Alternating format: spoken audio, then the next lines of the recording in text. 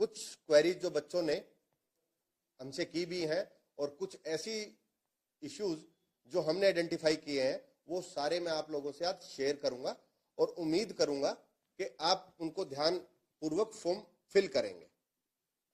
ये जो कांस्टेबल्स की भर्ती है इसमें 5500 पदों का एडवर्टीजमेंट हमने किया है।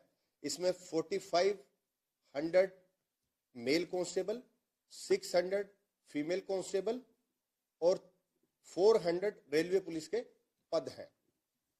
रूटीन में बच्चों की जो क्वेरी आई है उसमें सबसे पहली क्वेरी है एज रिलैक्सेशन को लेके।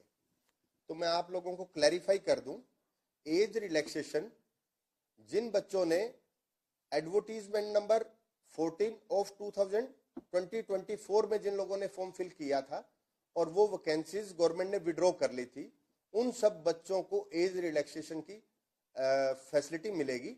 आप उसमें एज रिलैक्सेशन के लिए मान्य है। जिन बच्चों ने एडवर्टीजमेंट नंबर 14 में अप्लाई किया था उनका एज कैलकुलेशन 1 सितंबर 2024 को होगा और जो बच्चे इस नई एडवर्टीजमेंट में जिसका पोर्टल 11 जनवरी को ओपन हो रहा है उसका जो एज कैलकुलेशन है वो 1 जनवरी 2026 से होगा। फ्रेश एडवर्टीजमेंट में जो बच्चे एलिजिबल हैं नए सीईटी के थ्रू, तो age relaxation as per reservation categories के अकॉर्डिंगली जो एज रिलैक्सेशन है वो सभी को मिलेगा। लेकिन बाकी जो एज रिलैक्सेशन है वो सिर्फ पुरानी एडवर्टीजमेंट के अकॉर्डिंगली ही मिलेगा। कुछ बच्चों ने हाइट रिलैक्सेशन पे भी क्वेरीज की हैं फिजिकल स्टैंडर्ड को लेके। तो अगर मैं फीमेल्स की हाइट की बात करूं तो जनरल कैटेगरी की फीमेल्स के लिए जो हाइट का क्राइटेरिया है वो 158 सेंटीमीटर है और रिजर्व कैटेगरी की जो फीमेल कैंडिडेट्स हैं उनका 156 सेंटीमीटर। और जो रेस होगा उसमें 1 किलोमीटर फीमेल्स के लिए 6 मिनट्स में कंप्लीट करना है। Height for male candidates 170 centimetre for general category, 168 centimetre for reserve category और जो रेस का पैरामीटर है 2.5 किलोमीटर इन 12 मिनट्स। एक्स सर्विसमैन के लिए 1 किलोमीटर को 5 मिनट में करना। एक क्वेरीज आई है मैक्सिमम फीमेल कैंडिडेट्स की कि कुछ पैरामीटर्स जो रेस को लेके है कि कुछ प्रेग्नेंट वुमेन्स होती हैं इस टाइम पे, तो उनके आप सब सर्टिफिकेट्स हमें देंगे, मेडिकल सर्टिफिकेट्स देंगे। उसके बाद आप एग्जम्पशन है, लेकिन ज्वाइनिंग से पहले आप लोगों को वो रेस का जो क्वालिफाइंग क्राइटेरिया वो कंप्लीट करना पड़ेगा। पीएमटी पीएसटी के टाइम पे अगर किसी का प्रेगनेंसी का कोई डॉक्यूमेंट सबमिट करेंगे कमेटी के सामने तो आपको एग्जम्प्ट कर दिया जाएगा फॉर द टाइम भी। ईएसएम, डीएसएम और डीडीईएसएम के सर्टिफिकेट्स को लेके कुछ बच्चों की क्वेरीज हैं। एक्स सर्विसमैन में आपको सीईटी के टाइम पे आप लोगों ने ड्यूरिंग सर्विस भी अप्लाई किया है एक्स सर्विसमैन ने, लेकिन सेकंड स्टेज एग्जाम में आपको डिस्चार्ज के बाद ही आप अप्लाई कर सकते हैं। अगर डिस्चार्ज सर्टिफिकेट आपके पास है तो आप सेकंड स्टेज के एग्जाम के लिए एलिजिबल है। और डिपेंडेंट ईएसएम एलिजिबिलिटी सर्टिफिकेट आपका इशूड और रिन्यूड आफ्टर 12 जनवरी 2025। ये सभी लोग आप ध्यान से इसको नोट कर लें। जो एडवर्टीजमेंट नंबर 14 2024 और एडवर्टीजमेंट नंबर 1 2026, इन दोनों में जो डेट है वो सेम है।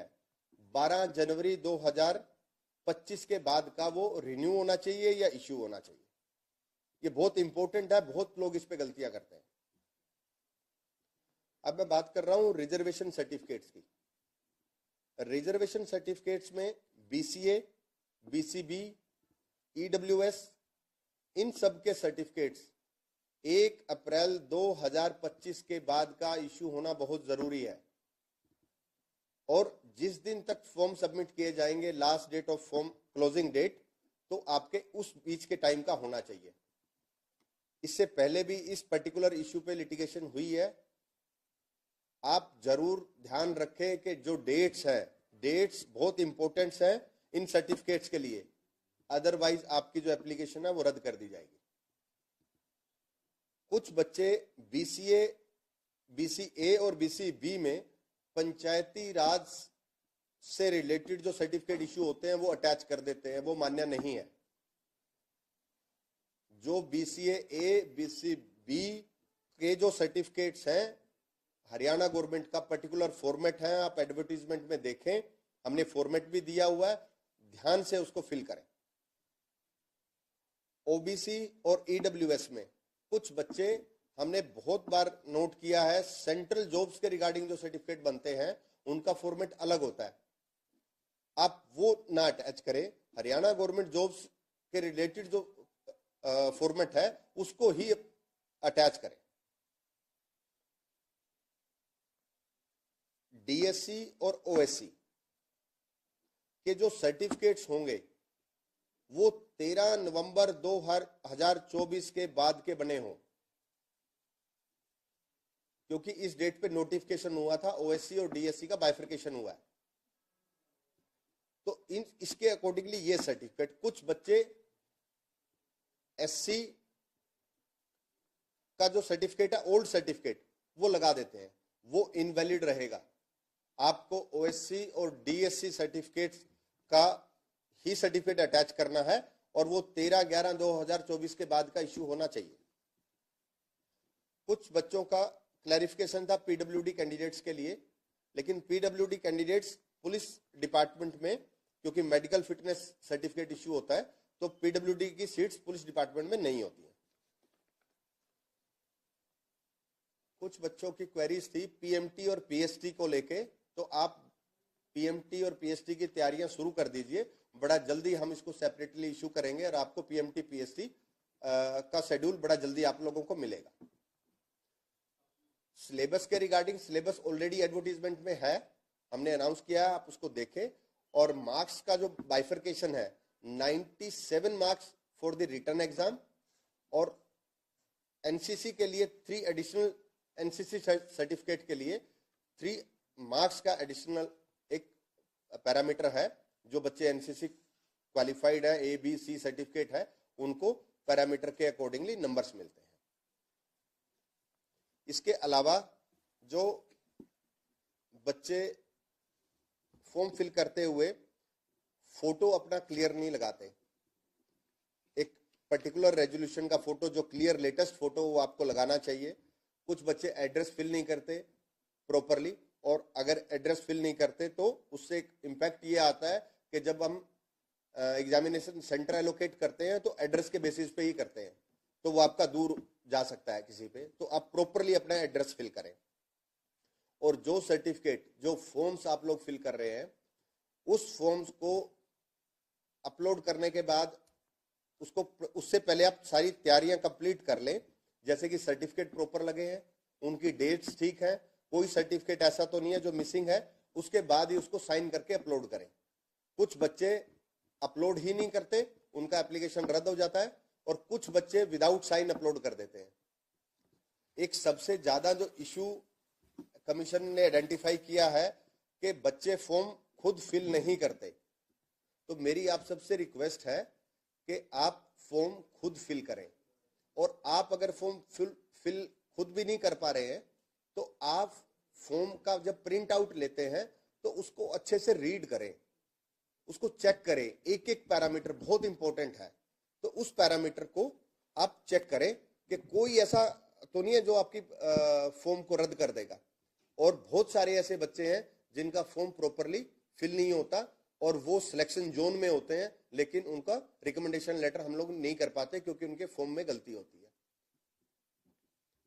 इसके अलावा कुछ लोग, जैसे 2-3 दिन पहले मैंने क्लैरिफिकेशन भी दिया सोशल मीडिया के माध्यम से कि कुछ बच्चों की क्वेरी ये थी कि एक जॉब ज्वाइन करने के बाद स्कोर इनवैलिड हो जाएगा। उसमें आप सीईटी पॉलिसी में देखें, क्लोज बिल्कुल क्लियर है, वहां मेंशन्ड है कि अगर आप कोई नौकरी ज्वाइन करते हैं उसके 90 दिन के अंदर अंदर आप सेम पे स्केल की किसी भी नौकरी पे स्विच कर सकते हैं अगर कोई ऐसा रिजल्ट डिक्लेयर होता है या आपका कहीं सिलेक्शन होता है, और 19 डेज के बाद उस पे स्केल पे आपको बार कर दिया जाएगा। लेकिन हायर पे स्केल पे आप सभी जॉब्स के लिए एलिजिबल है जब तक आपका सीईटी स्कोर वैलिड है। लेकिन मैंने खुद भी इसको देखा है, हमारी सोशल मीडिया टीम ने भी देखा है कि कुछ बच्चे जब ऐसी खबरें आती हैं तो वो इस पे बहुत ज्यादा क्वेरीज करते हैं और किसी पे भी विश्वास कर लेते हैं। तो प्लीज आप ऐसा ना करें। आपको कोई भी क्लैरिफिकेशन चाहिए तो आप कमीशन से ले सकते हैं, मुझसे मिल सकते हैं, मेंबर साहिबान से मिल सकते हैं, सेक्रेटरी साहब से मिल सकते हैं। तो आप पैनिक क्रिएट ना करें और उसकी क्लैरिफिकेशन पे जाएं। कुछ यूट्यूबर्स सोशल मीडिया पे और अदरवाइज जो खबरें प्रॉपर वेरिफिकेशन के बाद नहीं करते, आप उसको वेरीफाई कर लें और वेरीफाई करने के बाद जो भी आपका नेक्स्ट स्टेप है उस पर जाएं। दूसरा जो सीएससी सेंटर का एक इशू आया है कि सीएससी सेंटर पे आप लोग फॉर्म फिल कराते हैं, जो बहुत सारे बच्चे हमें बोलते हैं, आप उनसे फिल करा सकते हैं, लेकिन कोशिश ये करें कि आप खुद फॉर्म फिल करें। बहुत बार ऐसा देखा गया है कि किसी बच्चे के सर्टिफिकेट किसी दूसरे बच्चे के साथ अटैच कर दिए जाएंगे, बहुत बार ऐसा देखा गया है। तो वो जब आप साइन करते हैं तो ध्यान करें इन चीजों का। तो जो ये क्वेरीज थी, ये जो हमारे सामने आई है, जो आप लोगों ने रखा, तो ये तो मैंने सारी चीजें जो आई हैं वो आप लोगों को क्लियर की हैं। कुछ लाइव में अगर कुछ है तो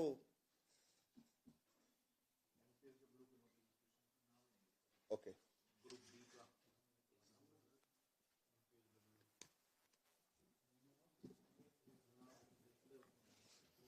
एक बच्चे ने क्वेरी की है कि रिवाइज रिजल्ट की ज्वाइनिंग, रिवाइज रिजल्ट जो है वो स्टे है, जब तक वो डिसाइड नहीं होता तब तक किसी भी बच्चे की हम ज्वाइनिंग कराने में असमर्थ हैं। तो जैसे ही case I think final stage पे है, जैसे ही वो डिसाइड होगा तो उसमें ज्वाइनिंग के प्रोविजन पे आगे काम करेंगे। जेबीटी मेवात कैडर में हम लोगों ने रिप्लाई फाइल किया है, इस पर्टिकुलर मैटर पे भी स्टे है और रिप्लाई फाइल हो गया, फाइनल स्टेज पे आर्ग्यूमेंट पे केस है। जैसा ही कंप्लीट होगा इसमें प्रोसेस स्टार्ट करेंगे। Group C waiting, group C waiting में रेगुलर मीटिंग्स चल रही हैं चीफ सेक्रेटरी ऑफिस से, और बड़ा जल्दी ही इसमें आप लोगों को हम एक इसको क्लियर करके, कुछ टेक्निकल इश्यूज है इसको रिमूव करके हम जेबीटी वेटिंग लिस्ट के लिए आपको वेटिंग लिस्ट का प्रोविजन करके देंगे। ओके।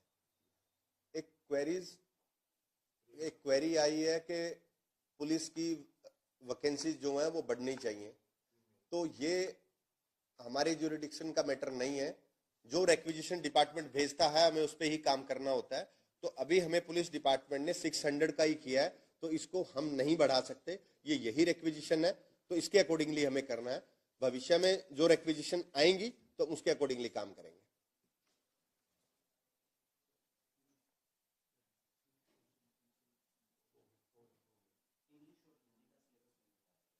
इंग्लिश और हिंदी का पुलिस भर्ती में सिलेबस के रिगार्डिंग, सिलेबस एडवर्टीजमेंट के साथ है और उसमें लिखा हुआ है कि इसका बाइफर्केशन क्या होगा। उस सारा बाइफर्केशन एडवर्टीजमेंट में आप उसमें देखें, उसमें हिंदी इंग्लिश सभी बाइफर्केशन उसमें है। तो आप प्लीज जो एडवर्टीजमेंट में जो सिलेबस है उसको अच्छे से ध्यान से पढ़ें।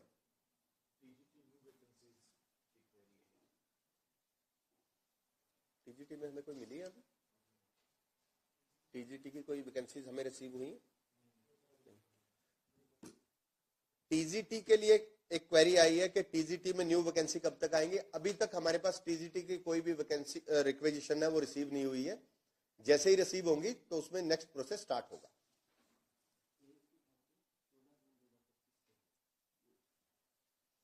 जून 2025 मैंने ये ऑलरेडी क्लियर किया कि एज की जो कैलकुलेशन है वो किस डेट पे होगी। जो जिन बच्चों ने एडवर्टीज नंबर 14 2024 को जो अप्लाई किया था उनका एज कैलकुलेशन होगा 1 सितंबर 2024 को, और जो नए उसमें अप्लाई कर रहे हैं नई एडवर्टीजमेंट में उनका होगा 1 जनवरी 2026 को। ये age calculation as per police rules है तो उसके अकॉर्डिंगली होगा। तो इस पे आप ध्यान से इसको देखेंगे, एज कैलकुलेशन ऐसा होगा और ये आपको सॉफ्टवेयर भी रिफ्लेक्ट करेगा, आपकी जॉब को दिखाएगा जब आप फॉर्म फिल करेंगे।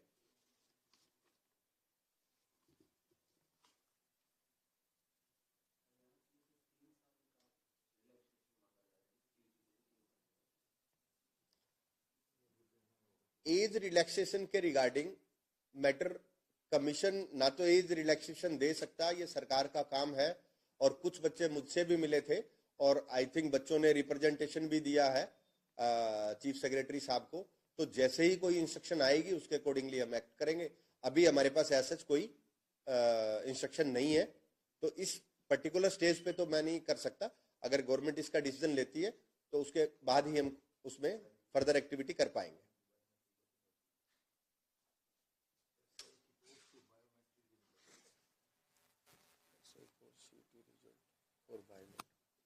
एक बच्चे का सीईटी रिजल्ट से बायोमेट्रिक में कुछ बच्चों के बायोमेट्रिक नहीं हो पाए थे, उन सभी बच्चों के स्कोर कार्ड में हमने मेंशन किया है और बड़ा जल्दी आप लोगों को शेड्यूल देंगे।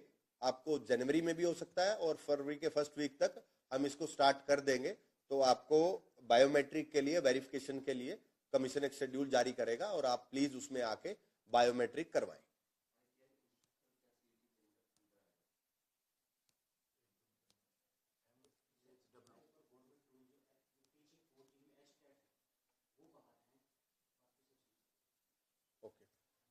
जो सीईटी पॉलिसी में कुछ पर्टिकुलर पोस्टें हैं जो सीईटी में रखी गई हैं, जो टीचिंग है जैसे टीजीटी है, पीआरटी है, इनको बाहर रखा गया है सीईटी से, और बाकी जो सभी पोस्टें हैं वो सीईटी के अंडर आती है।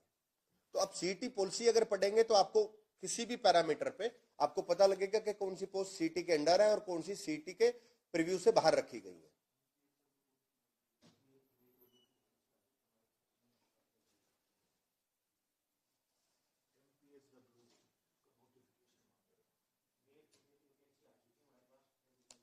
इसमें तो नहीं कर रहे हैं हम आज वाले में। इस साल में हमने 5500 वैकेंसीज तो ऑलरेडी एडवर्टाइज कर दी हैं। आज हम 3112 और पोस्टें एडवर्टाइज कर रहे हैं जो पीछे विड्रॉ की थी। आज वो सारी, क्योंकि आज उनका लास्ट डेट है, तो आज हम उनको एडवर्टाइज कर रहे हैं और इनका नंबर है 3112। अगर उसमें से मेन जो मैं पोस्टें बोलूं, एक फिटर की पोस्ट है, ड्राफ्टमैन की पोस्ट है, ऑटोकैड की पोस्ट है, फॉरेस्टर है, स्टेनो है, ऑपरेटर है, ऐसी नंबर ऑफ पोस्टें हैं जिनका नंबर है 3112। वो आज हम एडवर्टाइज कर देंगे। तो तकरीबन 8800 के आसपास एडवर्टीजमेंट हो जाएंगी आज कंप्लीट, 5500 पुरानी और ये। तो आप लोग सारे पीएमटी, पीएसटी और ये बाकी पोस्टों की तैयारी करिए। इनका शेड्यूल हम जल्दी जारी करेंगे। और जो इसके अलावा भी हमें कुछ रिक्वेजिशन रिसीव हुई है, तो बड़ा जल्दी आपको उनका भी एडवर्टीजमेंट आपको आने वाले दिनों में देखने को मिलेगा।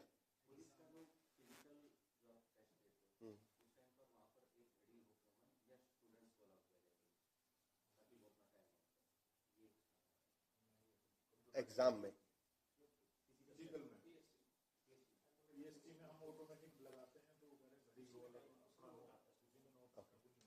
कुछ बच्चों की क्वेरीज है कि वहां पे टाइमिंग के लिए घड़ी लगी हो जब आप पीएम रेस के लिए जाएंगे पुलिस डिपार्टमेंट की भर्ती के लिए।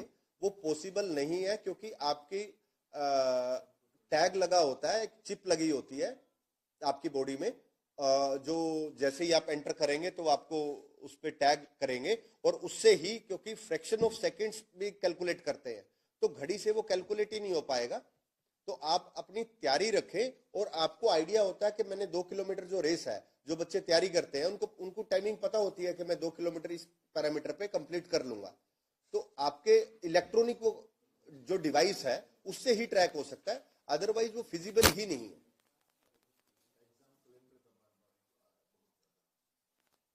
एग्जाम कैलेंडर को लेके कुछ बच्चों की क्वेरीज है। एग्जाम कैलेंडर में ये जो अभी एडवर्टाइज किया है इनको बहुत जल्दी आप लोगों को देंगे, और एग्जाम कैलेंडर के लिए भी हम सरकार से बीच में 2-3 मीटिंग्स कर चुके हैं, जिसमें बहुत अच्छी स्टेज पे हम चले गए हैं। जल्दी ही आप लोगों को वो भी एग्जाम कैलेंडर के लिए भी आपको जल्दी मिलेगा। लेकिन जो एडवर्टाइज किया है इनका तो आपको बहुत जल्दी हम लोग टेंटेटिव शेड्यूल जारी कर देंगे।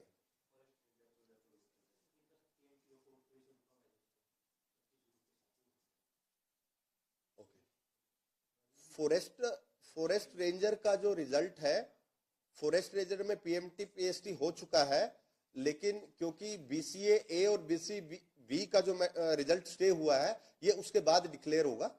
जैसे स्टे वकेट हो जाएगा इमीडिएटली हम इसका रिजल्ट डिक्लेयर कर देंगे।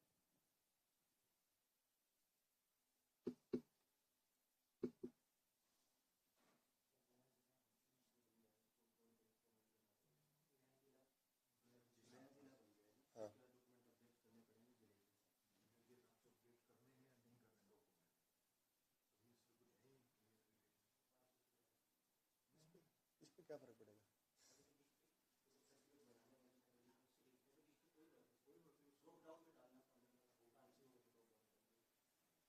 एक बच्चे की क्वेरी आई है कि हांसी जिला अलग बन गया तो आपके उस पर कोई इम्पैक्ट आएगा फॉर्म फिलिंग पे? तो ऐसा कोई इम्पैक्ट नहीं आने वाला।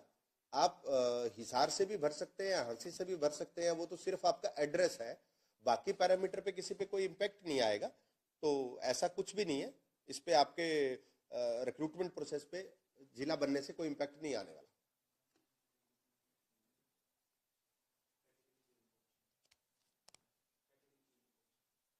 कैसे?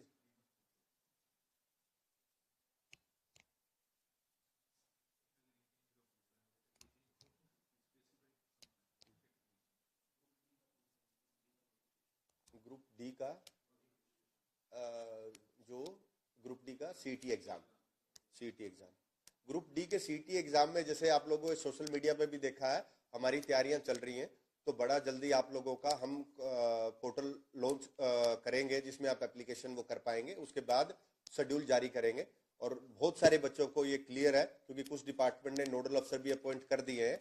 तैयारियां लास्ट स्टेज पे है, जल्दी ही आपको पोर्टल ओपन हम लोग करेंगे।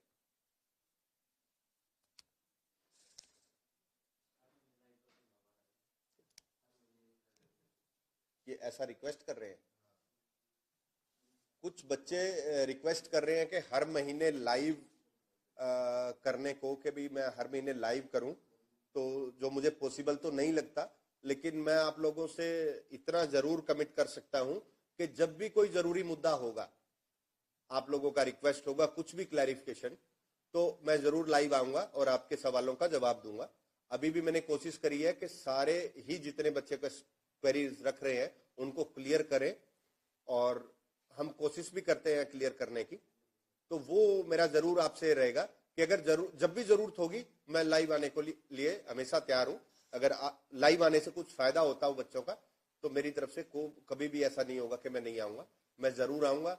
हर महीने लाइव आना ये थोड़ा सा मुश्किल हो जाएगा, लेकिन जब भी जरूरत होगी तो मैं जरूर आऊंगा।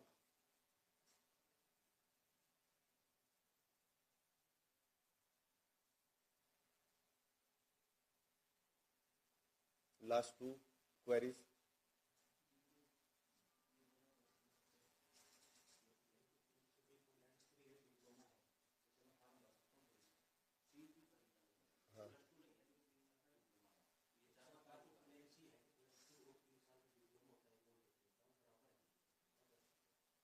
एक बच्चे की क्वेरी है कि कुछ बच्चों की क्वेरीज है कि मैं +2 पास नहीं हूं, लेकिन 10th के बाद मेरा 3 साल का डिप्लोमा है।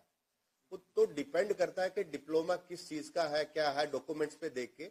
लेकिन ओवरऑल मैं एक चीज कह सकता हूं, अगर 10वीं के बाद कोई डिप्लोमा 3 साल का है तो इक्विवेलेंसी होती है, तो इक्विवेलेंसी के अकॉर्डिंगली +2 वो बच्चे अप्लाई कर पाएंगे। लेकिन ये सब्जेक्ट टू सब्जेक्ट वेरी करेगा कि आपका किस चीज का डिप्लोमा है, कहां से है। लेकिन ऐसा पैरामीटर है आपके, अगर 3 साल का डिप्लोमा है तो आप उसमें एलिजिबल हो सकते हैं।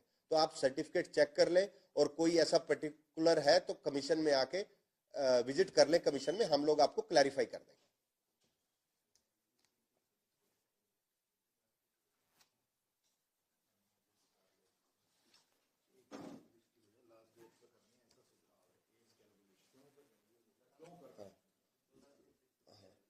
जो एज कैलकुलेशन आप बोल रहे हैं कि एज कैलकुलेशन, कुछ बच्चे कह रहे हैं कि इन डेट्स पे क्यों हो रही है। एज कैलकुलेशन इन डेट्स पे इसलिए हो रही है, आप एडवर्टीजमेंट भी पढ़ेंगे तो उसमें बिल्कुल क्लियर है। इसीलिए मैं बार बार कह रहा हूं, एडवर्टीजमेंट पढ़े और उसके बाद आप अपना फॉर्म जो फिल कर रहे हैं उसको रीचेक करें। डेट एज जो कैलकुलेशन है वो पुलिस रूल्स में डिफाइंड है कि पुलिस रूल में जब भर्ती होगी किस डेट को काउंट होगा। जिस महीने में भर्ती होगी, जब भी होगी, उसकी फर्स्ट डेट को एज कैलकुलेट करेंगे, ऐसा पुलिस रूल्स कहते हैं। तो हमें उनके अकॉर्डिंगली ही ये एज कैलकुलेट करना पड़ेगा।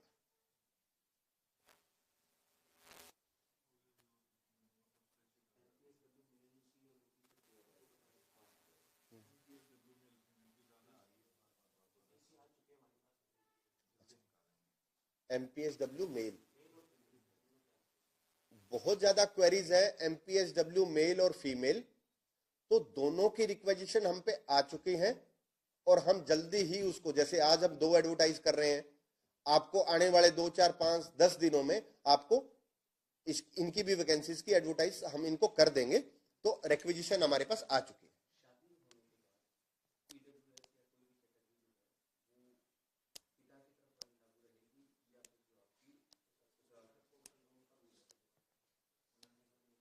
हर डिपार्टमेंट में अलग अलग है।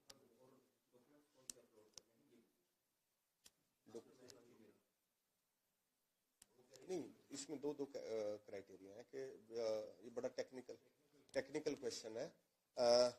अब शादी के बाद के कुछ ईडब्ल्यूएस के वो कर रहे हैं, ये काफी टेक्निकल क्वेश्चन है। इसमें जो विद इन स्टेट है उसका अलग इम्पैक्ट है और अगर शादी हरियाणा से बाहर हुई है उसका इम्पैक्ट अलग है। तो दोनों पैरामीटर अलग है। मैं इस पे एक अलग से डिटेल क्लैरिफिकेशन सोशल मीडिया के थ्रू मैं शेयर कर दूंगा आने वाले 1-2 दिन में, तो आप लोगों को विद एग्जांपल तो ज्यादा बेटर होगा, वो आपको क्लियर हो जाएगा। हम दोनों ही क्लैरिफाई कर देंगे, नोट कर लो यार। इसके अलावा कोई क्वेरी नहीं।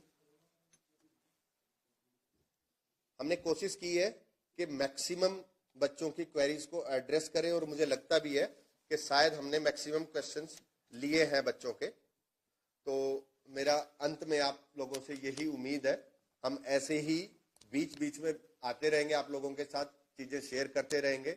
लेकिन मैं आपसे उम्मीद करूंगा कि आप कमीशन के साथ खड़े रहे। आप लोगों के बिना हम बहुत अच्छा काम नहीं कर पाएंगे। अगर बच्चे कमीशन का साथ देंगे तो हम टाइमली रिक्रूटमेंट भी कर पाएंगे और बहुत ऐसी चीजें हैं जो बच्चे हमें बताते हैं। आप हमें सजेशन भेजते रहें, फीडबैक भेजते रहें और बीच बीच में जब भी ऐसी कोई रिक्वायरमेंट होगी तो हम आपके साथ लाइव में चीजें शेयर करते रहेंगे। और जो हमें आप लोगों से सपोर्ट चाहिए वो ये कि बच्चे कोई भी गलत खबर पे विश्वास ना करें, आप उसको वेरीफाई कर ले कमीशन से। हम हर बार आपकी हर क्लैरिफिकेशन का जवाब देने के लिए रेडी हैं। आप अपनी तैयारी शुरू कर दें, फिजिकल की भी और सेकंड स्टेज के स्किल एग्जाम की भी। आप अपनी तैयारी पे ध्यान दें, इन अफवाहों पे ध्यान ना दें और बहुत जल्दी आपको शेड्यूल देंगे और आपको जल्दी ही इनका रिक्रूटमेंट प्रोसेस हम कंप्लीट करेंगे। अंत में मैं आप लोगों को सबको बधाई देता हूं एग्जाम्स के लिए कि आप अच्छे से तैयारी करें और उम्मीद करता हूं कि आप लोग जल्दी ही सिलेक्शन जोन में जाएंगे। धन्यवाद।